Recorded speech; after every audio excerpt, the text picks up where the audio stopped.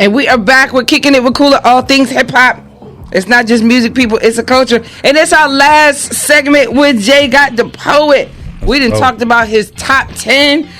Top five, because that top 10 might be a whole different story. Hey, I got 5 more. Talked about his top 5, his journey with hip-hop. What's coming up next? What you got in the future with J Gott? What's going on? So I haven't wrote in a while, as y'all know in the first segment, but I'm still doing my entrepreneur thing with Shop Lyrics Boutique. I've been doing that for a while. Well, tell us about Shop Lyrics Boutique for those who may not know about Shop Lyrics Boutique. So it's a buy, sell, trade men's clothing store where we sell new, gently used, and vintage clothing. Okay. Anywhere from 90s to like Y2K to current fashions. Okay. That's what it is. And just a small little it's a resale business where I buy for a smaller price and sell it for double, triple my money and keep it going that way. But I try to make it affordable for everyday people who might not want to go for that fast fashion at the mall or at outlets and stuff like that. But if they do want to go for that fast fashion, like Ralph Lauren Polo and stuff, I still push the polos. It's still giving a kind of a hip-hop clothing vibe, though. Yes, because I have like the clothing is a part of the culture. Okay. So like there are shirts that might be worth more because a certain artist wore them. Okay. Or it might like a Jay-Z. Like I'm trying to collect Jay-Z concert tees, and I got 2 so far. But like stuff like that will grow in value over time. Mm-hmm. Like I got a Jay-Z and Justin Timberlake tour tee that I bought for a pretty decent price, but 10, 20 years from now, it might be $100, $200 tee. Now, see, I'm glad you said building value. I have a interview coming up with Nate Banks. He's our financial guru here at Culture Mix Radio. Shout out to Mr. Banks. And I'm going to sit down and talk to, he was like, how do I help the hip-hop heads know about how to build their finances, right? Mm-hmm. And he's going to talk to us about building value with our collectible items. Yes. For instance, ain't nobody going to buy no CD. Ain't nobody going to buy. That's a collectible item. A vinyl is a collectible item. The T-shirts, the concert T-shirts from back in the day are collectible items. Even the shirt I got on. See? It's a clip shirt. Uh-huh. Like one of my homeboys, Retro Vintage Thrift, he made it personally. This is a local brand called Virginia's Legends. Okay. Virginia's Legends. I think that's what it is. Okay. Forgive me if I'm wrong, Mark. But like the minute the Clips album dropped, I was like, I hit him up, bro, where the Clip shirts at? Nice. And he created this. So like this is a local brand, but because it's so geared towards the album that they put out, who knows, his merchandise. So stuff like this, and I'm not downplaying his stuff. So I want to put that out there because I'm just trying to clarify how I look at it. This is considered quote unquote bootleg because it's not officially from the artist. Okay. The artist didn't make it. Gotcha. Somebody else made it. But because somebody else made it, makes it limited. So this shirt might only be find that at Walmart or Target and stuff like that, right? It might only be 50 made. I don't know how many he made. I didn't ask him, but let's say 50 to 100, less than 100 made. 20 years from now, somebody find this shirt, they're like, hold on, I've never seen this Clips tee. I've never seen it. I need this tee. So it's like that's the adding value to something. Mm-hmm. Like now it's valuable because it's hot. This is what people are listening to. People want it. But as far as like later on down the line, this will be more valuable later on to the Clips fans or to the Virginia music fans. You know what I'm saying? Right. So yes, adding value to something is definitely like hip hop related and what I'm doing related because I'm a storyteller, as you just mentioned that. Mm-hmm. I would try my best to find the story behind a certain piece so I can educate somebody on it instead of them just buying it and like, oh, I just like the way it looks. Do you know what it is? You know what I'm saying? Do you know what it is? So that's what I like about what you just mentioned with the adding value. Because I was telling somebody Sunday on the way back, I still got your CDs that I got from you in the parking lot the first time I met you, and I also still have the poster. It's in my room. Mm-hmm. I got all of this. Like, all of this is going to be valuable. You know, another person who does that, OZ. Shout out to OZ and Zaya. He has every indie artist CD, booklet, poster. I swear he does. He's going to hate it when I say this. He's going to hate it. Okay. But he's one of my VIP clients. And he doesn't like people knowing because he doesn't want people to know that he gets certain stuff from me. Shout out to OZ. Sorry, OZ. I gotta have O on the show. Him and Zay. Sorry, O. I gotta have him and Zay on the show. I pull up at the crib. I'm like, yo. That is crazy. Beautiful. Yeah. That is beautiful. Yeah. Yeah, I love it. I love how, even though I love your hip hop journey, you know, from meeting these people to spitting to poetry to now the giving back through the fashion and the entrepreneurship of the hip hop culture. I love it. It's funny you say that because I never looked at it that way, and maybe I should look at it that way because you're telling a story. Because now, like even with the name Shop Lyrics Boutique, like that's my daughter's name is Lyric for people who don't know, and I wanted to build something around her. People know me, but I want to build something around her and her name.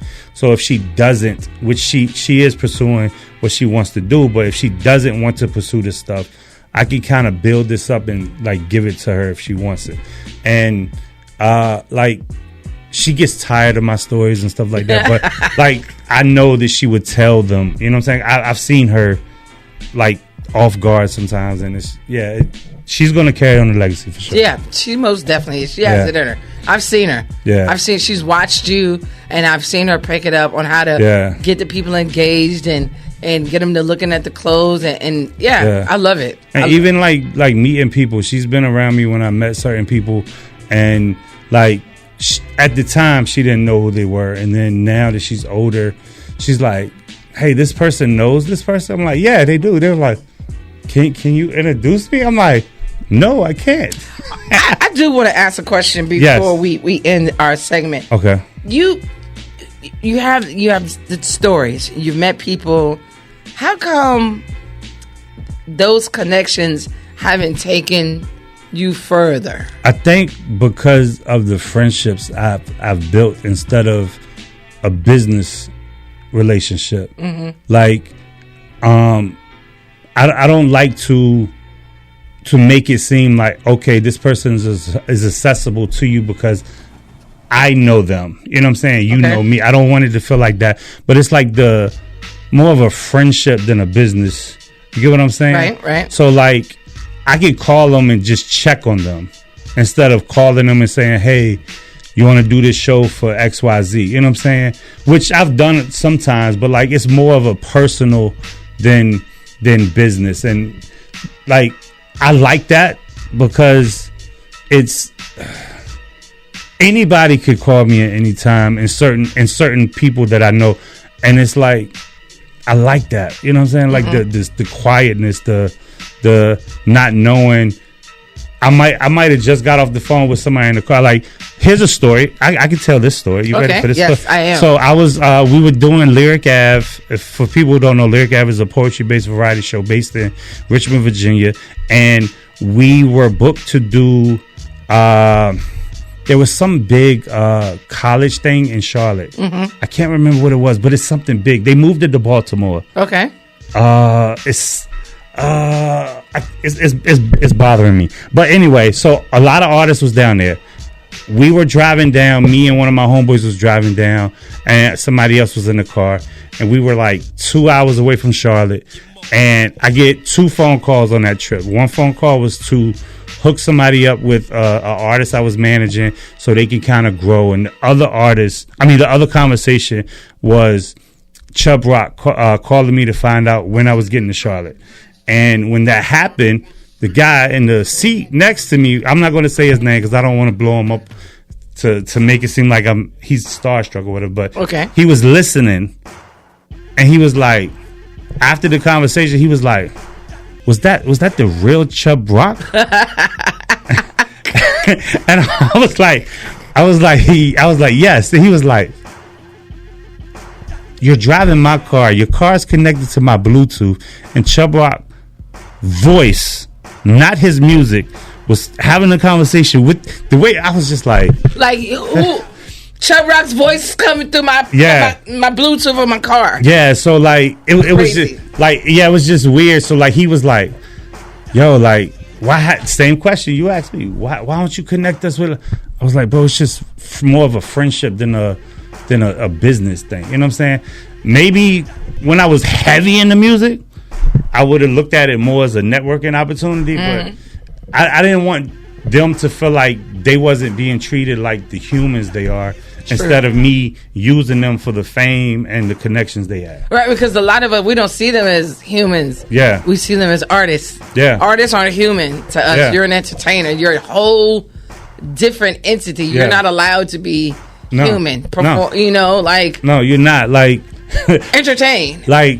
I'm not going to say the artist's name, but there's an artist that I know. A lot of people know that I know this artist. But a friend of mine said, "You know your name is Jay, right?" I was like, "Yeah." They was like, "Your name might be next to Jay-Z in this person's phone."